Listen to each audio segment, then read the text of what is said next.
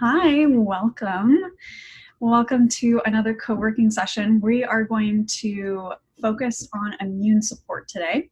And as I was just mentioning off recording, please keep your mics off and also your video off. And then after the recording, I'll have time for everyone to hop on and we can chat as you're working on any projects that you have today.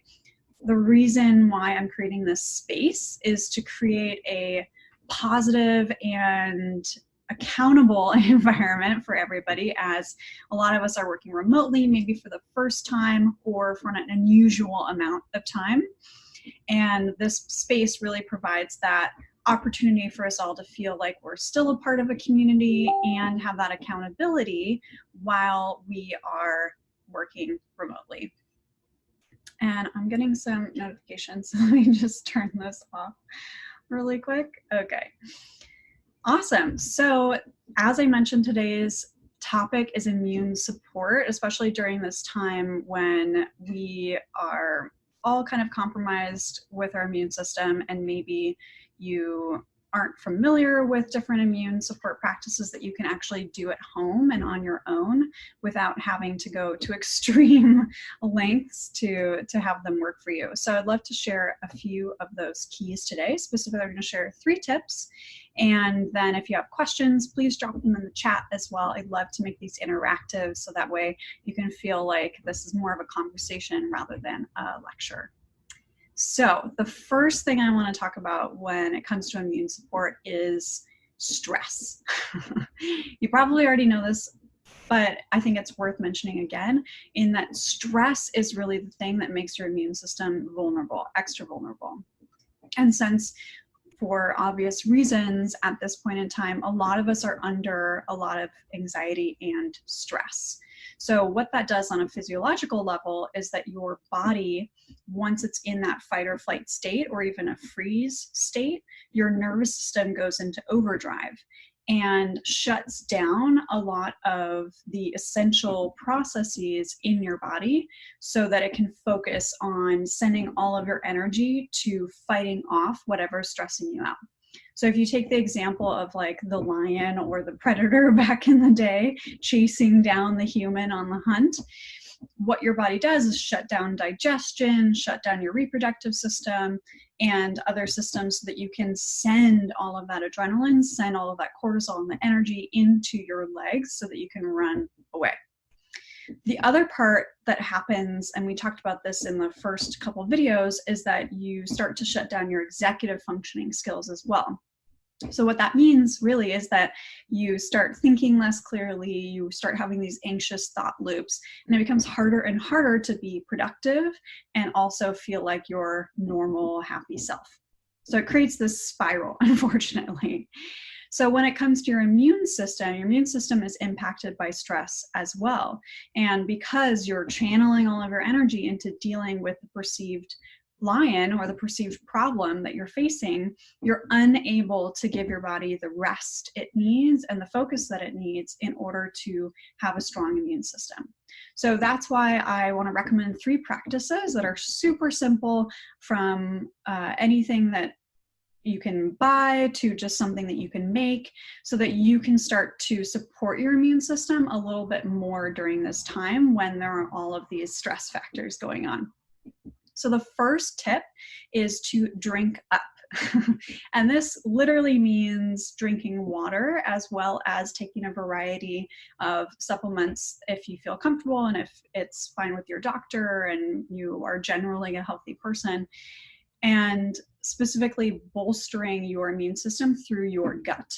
And the reason why it's so impactful to eat foods and to take natural whole food supplements to help your immune system is because your gut lining, about 85% of your gut lining, actually is predominantly responsible for your immune system. So 85% of your immune system lies in your gut walls.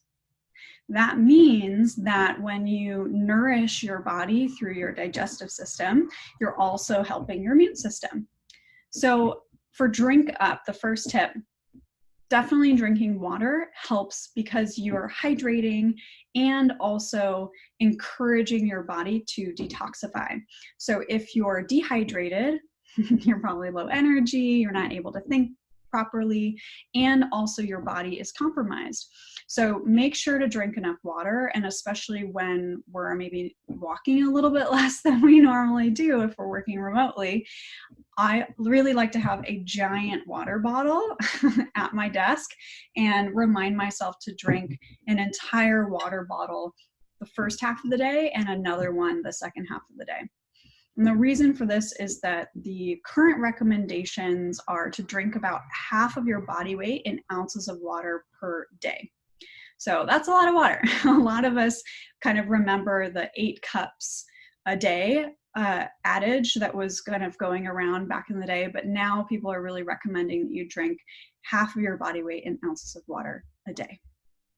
So love to hear in the chat how much water you drink normally. How much are you kind of drinking on the regular basis? Maybe you've noticed if you've been drinking less water than you have been in the past when you were actually at the office, if you were working at the office. So feel free to drop that in the chat. The other part of Drink Up is to start consuming some natural foods that are really beneficial for your immune system. So things like sauerkraut, other fermented foods, yogurts, these things can help your digestive system because of probiotics. And since we talked about your immune system is in your digestive tract walls. So together, they can really help bolster your immune system. The other more specific things would be zinc. This is also great for lung health. And, oh, we got a comment. Yeah, Brittany says, definitely need to start drinking more water and working towards a nutritional balanced diet. Yeah, absolutely, Brittany. Thank you for sharing that.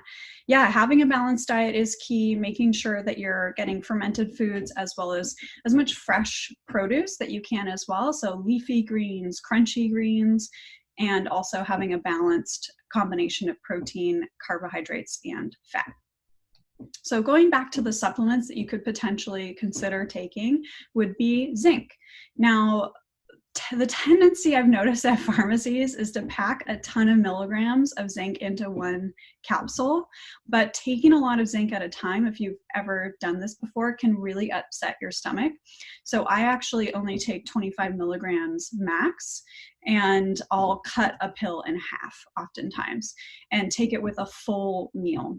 So if you don't take zinc with a full meal, you can get a little nauseated, which is not very fun. So zinc is really great for immune health as well as specifically lung health. And you can consider that if that kind of works with your regular regimen, and also definitely check with your doctor, especially if you're pregnant, nursing, or have any pre-existing conditions. The other things that I've been doing is taking some fun adaptogen type of products. So some products that I really like, and I'm not an ambassador for these, I just enjoy them and take them most days, are Rasa coffee. It's a ground combination of adaptogens, which are herbs that you can take to help balance your stress response, essentially train your nervous system so that you can decrease your stress and also bolster your immune system at the same time. So that's a really great blend. Yeah, thanks, Rosie. Yeah, it's a really great blend. And I like it because you can take it really easily. I add it with my coffee. So if you're a coffee drinker or a tea drinker, you basically brew it with your cup. And I do a tablespoon with a tablespoon of coffee grounds in a French press. And then I get my adaptogens super easily. It's not really disrupting my normal routine, which is what I'm a big proponent of.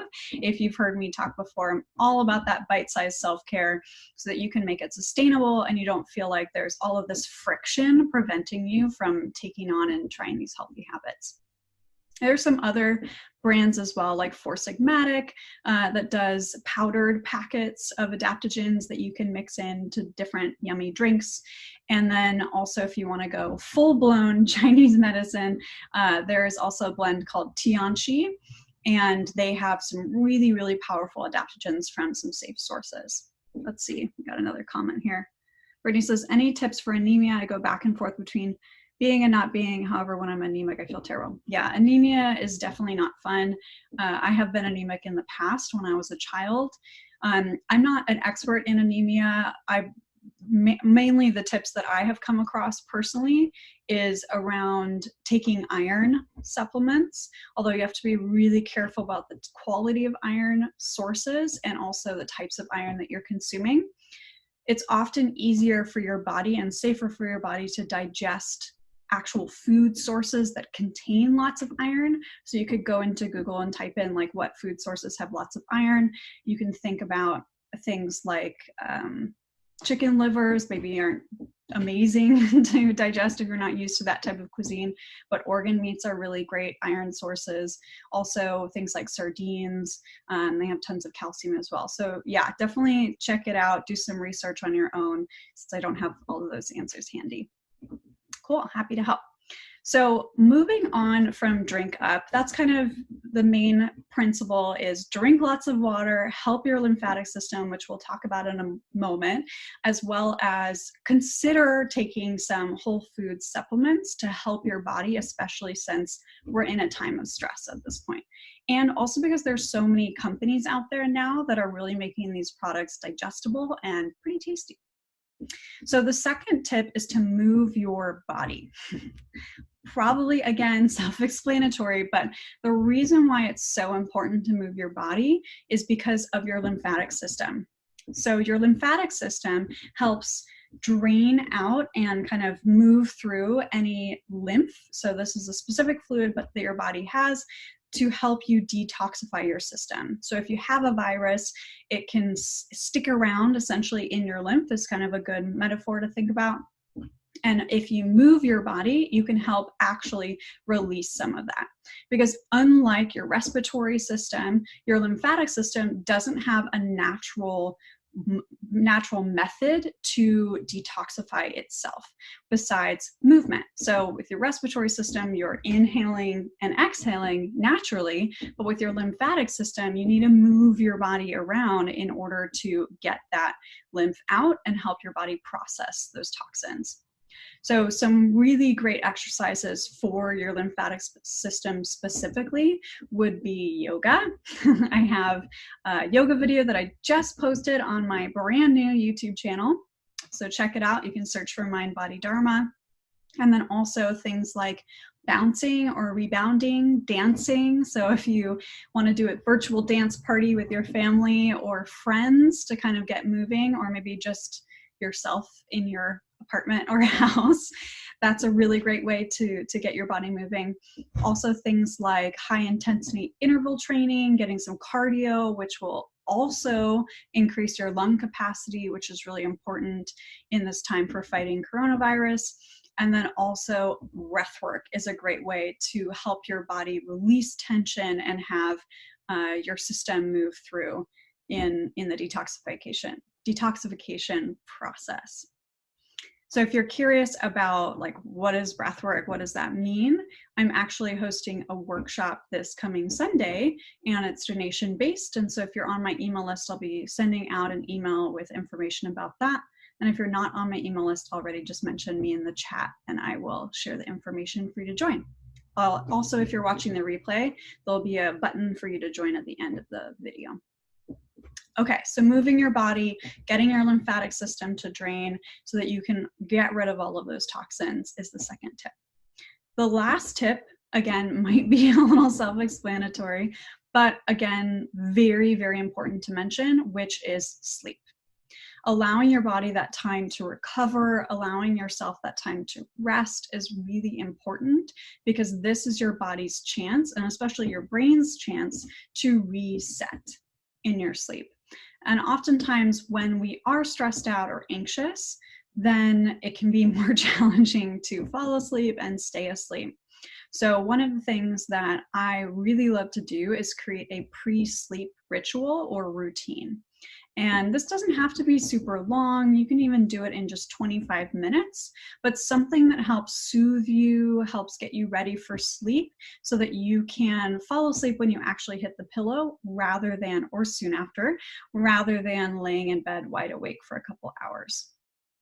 So some of the things that you could consider doing would be a light yoga routine, maybe some meditation, journaling, things like that that help you wind down and come into the present moment. also a part of your sleep routine, see if you can turn off your devices, or at the very least put on night shift so that you don't have that blue light staring at you and making your eyes feel energized and awake when it's really time to rest.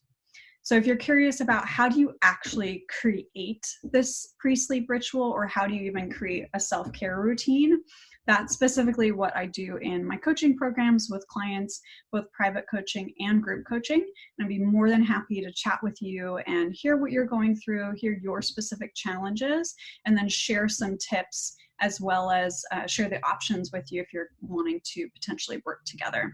So I have the option to sign up for a free consult call, and I'll also put that in the replay description so that you can click that link as well. Cool, and I'll just drop this here in the chat as well in case you want to sign up for that. And while I'm trying to type and talk at the same time, I'd love to open this up for questions. So please put your questions in the chat. I'm happy to dive in a little bit more deeper if you have specific thoughts around how do you support your immune system, or just how do you navigate this crazy time that we're going through right now.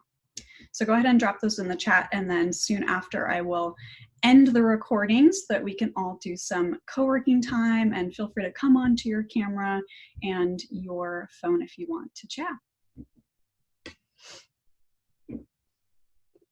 So feel free to drop your questions in the chat as I'm typing this here. I can find my link. Very organized.